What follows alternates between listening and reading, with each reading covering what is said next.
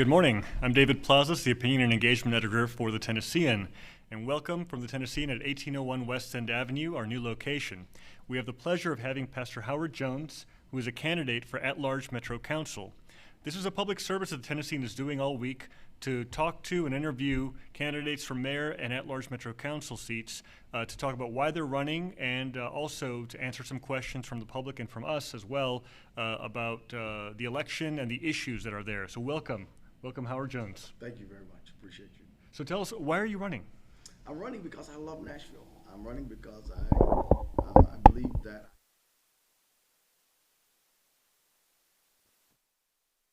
one that could bring us together so that this it city could be an it city for all of us. Mm-hmm. And one of the things, you had run for state senate last year. What did you learn from the campaign that you were applying to this campaign? I learned that it's a task. It's an arduous task to run, but I learned that Nashville surely is full of great people, and we all really want to live better and live together and live safe, and want these particular things that are problems to be resolved. I just learned that Nashville is really an it city because of the people, mm-hmm. and not because of the stuff. Now, you and you're an educator, you're a pastor, so you see different people in different walks of life. What are they telling you are their concerns about Nashville? Yeah. Their concerns about Nashville is they don't want to be lost in the shuffle. They want their children to be educated. They don't want to be pushed out of the city, but they really want to be a part of this city. And those that have moved here love it. Transportation is a great issue, great problem. And so they just really wanted to continue to grow and not just swell in that sense, mm-hmm. but have it where everybody can be a part of this wonderful growth and part of this country and this city. It was interesting. I've been to a few forums over the last few weeks, and there have been many different groups with different needs and experiences, mm-hmm. whether you go to the Young Professionals group, which is more business-oriented, or even last week's State of Black Nashville, mm-hmm. where there was a lot of emphasis on issues of public safety, mm-hmm. and equity. When it comes to these particular issues, from the communities that you're closest to, could you elaborate a little bit about that shuffle? What are the specific things that they're looking for you to do if you're elected to office? Yeah, they want to be at the table. They want economic equity. When we look at the Hermitage area and the Donaldson area, North Nashville area, they want that same growth, that same possibility, but they don't want to be left out and pushed out at the same time. So that equitable, that fair economic development. But education is a real strong key. We want our teachers to be paid, and they should be paid. But at the same time, the conversation that's kind of low-keyed and some high. You have some that they don't want their property tax increased because it seemingly is a wash to increase property taxes and then say we're going to give an increase to our teachers. It's a wash. David, when I think about the affordable housing that I started, I want to keep the rent down, and it's down to $500 a month, but to get another tax increase, because a couple of years ago, about a year or so ago, we had property reassessed, and that increased taxes. And then to say we're going to increase taxes, but our teachers, we got to have a conversation about it. Mm-hmm. How can we literally give the teachers what they deserve, and don't backside them with an increase of cost?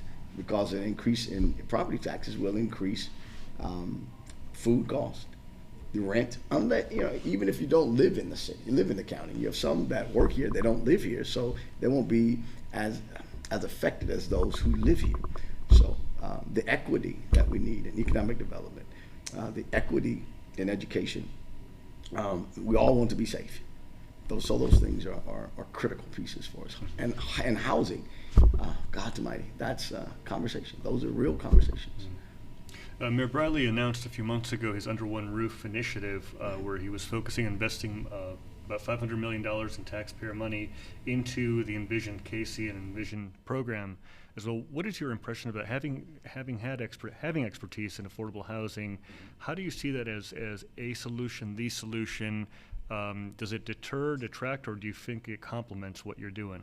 I think it's a start, and we need to collectively begin to look at how to make it happen,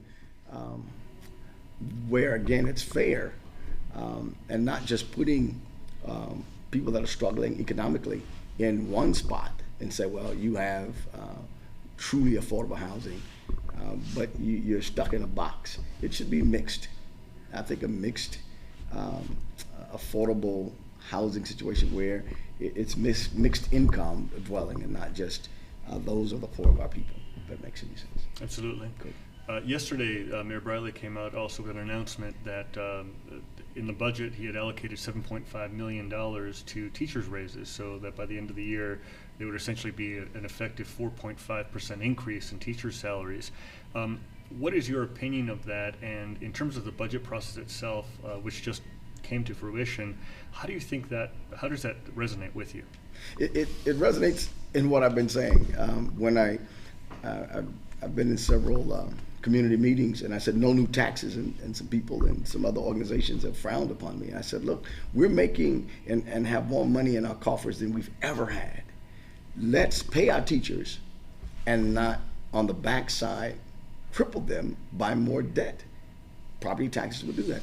I think, and I asked the question even on Sunday evening, where's the money? Where's the money? And seemingly they found it.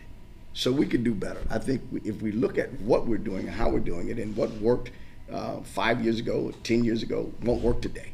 So we need to look at where we are and have and be fiscally responsible in terms of the money coming in and how we're spending it. And at the same time, we need to look at, if we're giving someone incentives to come here, at this point, I think we need to relook at that. If we're going to say we want a business here, we want more businesses here, but you want to give them an EBT card, if you would, I think we need to relook at that. We need to rediscover how we can indeed continue to grow without giving away the tax base. You'd mentioned just now that some of the groups have frowned upon your no new taxes, and there have been many groups ranging from the Central Labor Council to Yes. NOAA to others that have said, we want to raise taxes. Yes. How have you been able to make any breakthroughs with them, or how have you been able to try to persuade them that your position is the correct one? Well, I've spoken with grassroots teachers, and they want some taxes. Some have looked at me and said, "You don't want new taxes. You don't want our raise." I do want your raise, but I said, let's look at it. For instance, I started Kingdom Cafe and Grill on Jefferson Street. We just paid $16,000 in property taxes for that building. The plate lunches are averaging about $10 a plate. You go up on the taxes, we're going to have to go up on the cost of that plate. It's inevitable. You're going to, and just having that conversation that, look, this is going to affect you, and it's not a raise. And so if you look at what the council they were talking about doing, if you gave our teachers a 5% raise or so, and then raised property taxes, it's almost a wash. And for some people, it's going to lower their income, and that's not fair. And to say, well, we're just doing it because our teachers need, but then not doing the math and absolutely sitting down and having a conversation about how this is really going to affect teachers' pay or the living rate. You won't be able to live here. You won't be able to live in Nashville. It would be better for you to live in Mount Juliet and work here than to be here if we had a property tax increase on that level. We've got to really look at it and be responsible, physically responsible in terms of our budgeting. And that's one of the reasons I'm running for council at large. I think we can sit down and have that kind of conversation. But it's got to be a courageous conversation and looking at where the money is going and how we're spending the money. It's really interesting you mentioned that in previous interviews we talked about the contributions of suburban counties, adjoining counties to Nashville, because there are many people who come in to work precisely as you'd mentioned with the Yes. Mount Juliet example. And the question is, how can you ensure that everyone's paying the fair share to use roads, to use services, and what are your thoughts about that? Yeah, and as we talked about transportation before, that is not a Nashville issue. And if Nashville, the residents here in Nashville, we're going to try to shoulder that problem, it's a regional issue. And we've got to take that kind of leadership and begin to look at, well, what can we do to help the state and other counties actually shoulder the burden of the expenses that that's incurring here. We've got to take leadership and look at it and say, hey, here's what's going on. I was in a meeting not long ago, and a gentleman raised an issue about why are we not requiring teachers who work here to live here? And I remember when at one time in the city, and I'm not saying that this is what we ought to do, but at one time in the city, if you were a police officer, you had to live in the county. If you were a fireman and you worked for the city, you had to live in the city. But we can't afford to live here. So I think we could come up with some better plans, but everybody sitting at the table and having a true conversation about living here. But that's a serious issue that we've got to tackle. That we have grown so large that Davidson County cannot shoulder the burden of the surrounding counties in terms of transportation and other particular costs that we're incurring. Now, if you're elected, do you have any thoughts in terms of what committees you'd like to serve in and what your emphasis would be? I was looking at that last night, particularly some of the particular committees. And I'm such a workaholic, but definitely Education Committee would be one that I would love to work on. That would be a top priority in terms of education, because that's what I've done, and so I would love to surely be a part of that. Tourism, that particular committee, I'd love to be a part as well, because I think we need to look at how we're dealing with the downtown area, the downtown region, and how the Music City Center and how some of the money, as I would call it, is being earmarked to that particular area. We need to relook and rethink about that, along with the state. Now, going back to education for a moment, Mayor Briley had announced a few months ago that he was going to take a more active role in school board governance and try to get a memorandum of understanding to take a much more active role. What do you think about that approach, and what should the relationship be between the mayor and Metro Council and the Nashville School Board?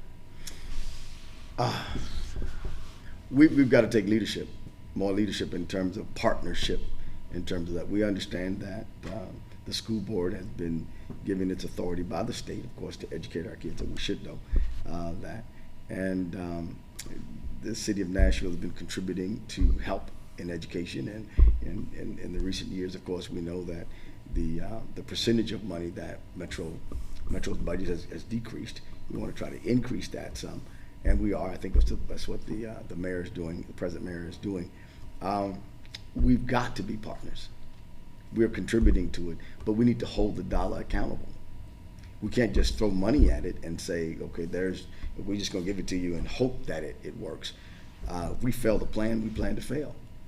So we've got to take an active role in saying, okay, we're putting these dollars in, whether those dollars are going to even with the state level, whether those dollars are going to charter schools or metro schools, we need to get the results. We need to have proficient children. Our children need to read, write, and do some math. And in terms of the academies, we need to have more industry certifications for our children that are graduating from high schools. And so we've got to make sure that is absolutely happening. Instead of just throwing money towards it, we've got to say, okay, we're going to throw the money towards it, but this is the return we want. And one of the big issues from a few years ago was the proposal to close inpatient services for Nashville General Hospital, and that ended up not happening. Yes. There was a lot of pushback in the community. How do you see Metro's role now in financing Nashville General? Is there a future for it?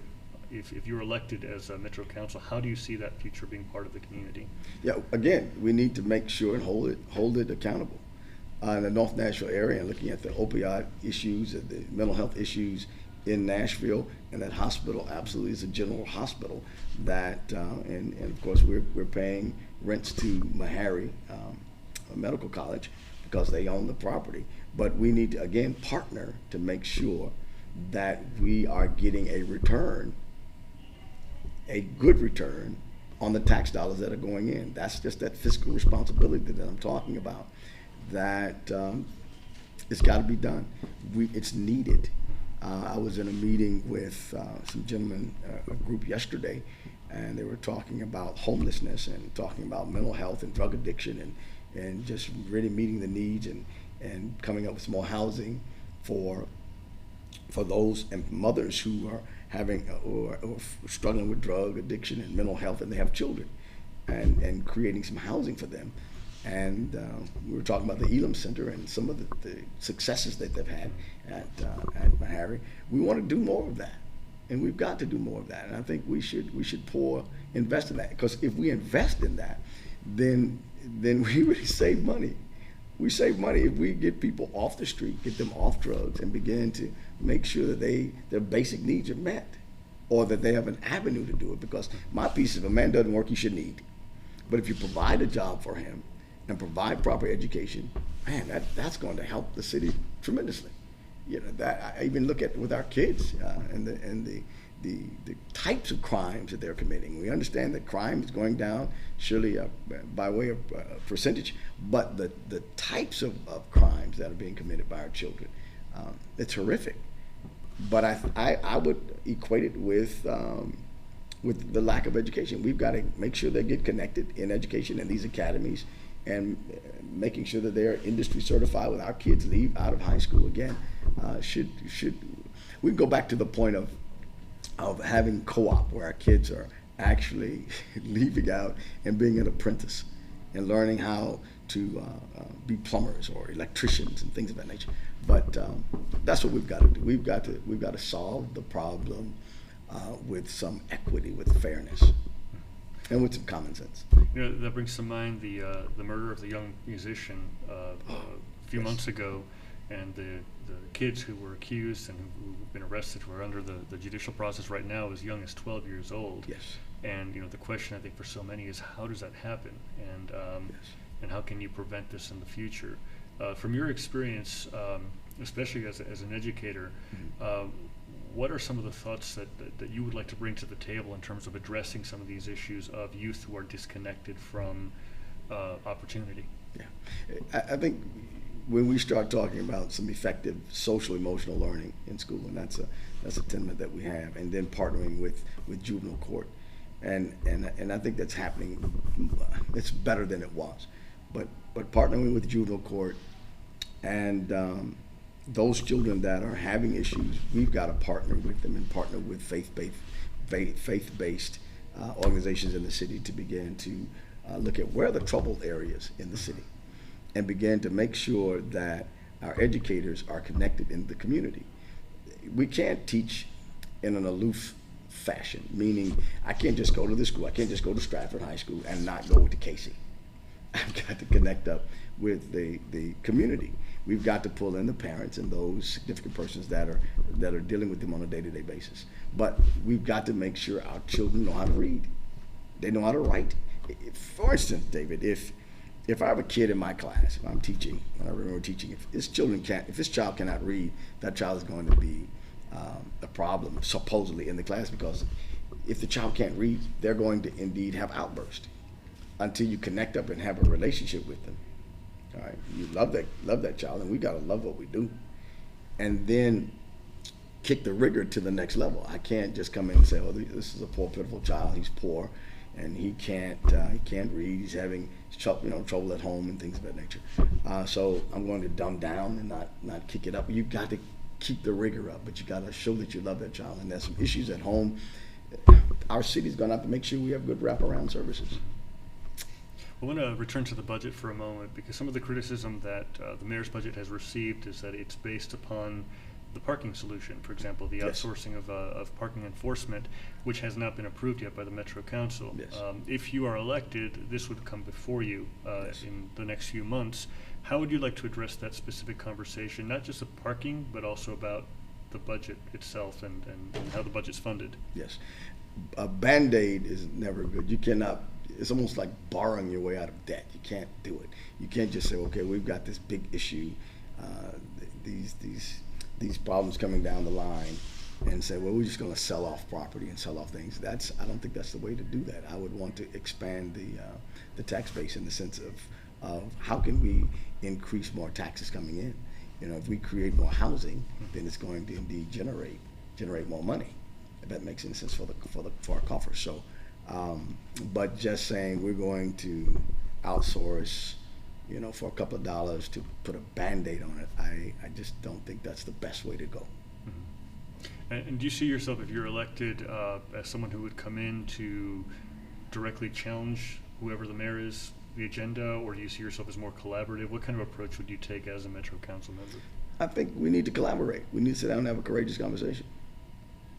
I think we truly would need to sit down and say, are there any, and not just tear up somebody's proposal, but to begin to say, how can we reconstruct? How can we come up with a best solution? Look at other cities, look at other situations, and say, let's come up with some new pieces. Let's look at let's come up with the synthesis. You know, I might be anti you, but you come up with this thesis. I might have an antithesis, but let's come up with a synthesis and come together.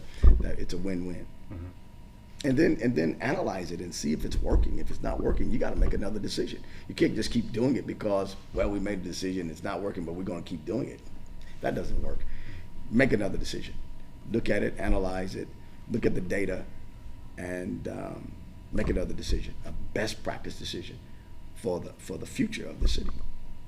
You know, one of the most interesting regions of Davidson County to me is the Antioch area, the southeastern area, because it has occasionally it's gotten a bad rap. But when one looks at the actual data, it's low crime. It's just billions of dollars of investment going in there. The Global Mall was just sold, yes. And that'll be something new. It won't be the eyesore that it was for so long. Yes.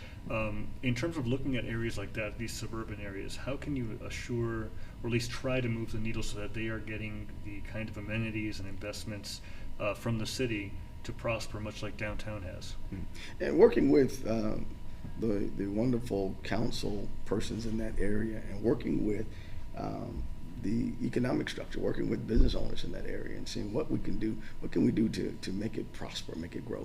What can we do to really encourage business and growth in that area? And I think we know how to do that, and we've done that with downtown area. Start taking that as a model and doing it, but at the same time, not giving away the kitchen sink, but encouraging growth. And when in the Antioch area, looking for even some nicer places to dine would be a great help. In the Antioch area, I know Slim and Huskies, they put the restaurant in that area, but having some greater dining spots in that area, some greener spots in that area, and just encouraging community and greater housing and that type of development would be a good piece for Antioch. Very good. One of the things that I'm always interested in is what people say in terms of the recommendations for where to go, and you had mentioned the Black Heritage Tour. Tell us a little bit about that. The Black Heritage Tour will help us come together. When I think about Kwame and what he does in terms of the tours that he takes, and just I saw a group walking down Jefferson Street, just enjoying the history of it. They were not African American. They were interested in just the tours that with the uniqueness of the city. Kingdom Cafe, for instance, used to be the spot of the Black Diamond. And we had a lot of casinos in the city, not casinos, but they were big band clubs up and down Jefferson Street. The Deborah Casino Royale was in North Nashville area as well. It was nothing to walk down Jefferson Street to see Jimi Hendrix, or to see James Brown, or even Cab Calloway. I've heard them tell how he performed in that area. We need to know that. It's just not a blighted spot, but when we don't invest in a plan in a particular area, it becomes decimated. And we know the history, I think, of Jefferson Street, or North Nashville area, of how we developed the interstate through there, and it killed economic development. We need to be careful that when we plan, we don't isolate. That we just stay inclusive and make sure everybody's sitting at the table, having a conversation about the effects of what's going on. Well, thank you. Now, we've come to the end of our interview, so I'd like to ask you, What would you like to tell the voters why they should vote for you, and also how they can contact you or learn more about you? Great. I need you to vote. I want you to vote. First of all, you've got to vote. With council at large seat, you have 5 persons you can select. I believe that I would fight for you. I know, not just believe it, I know I would fight for you, fight for the citizens of this wonderful city. I am from Nashville, born, raised, reared here in Nashville, Tennessee. I'm not leaving. I believe in the people that are here, and I believe we really want the best that's here. I think I've been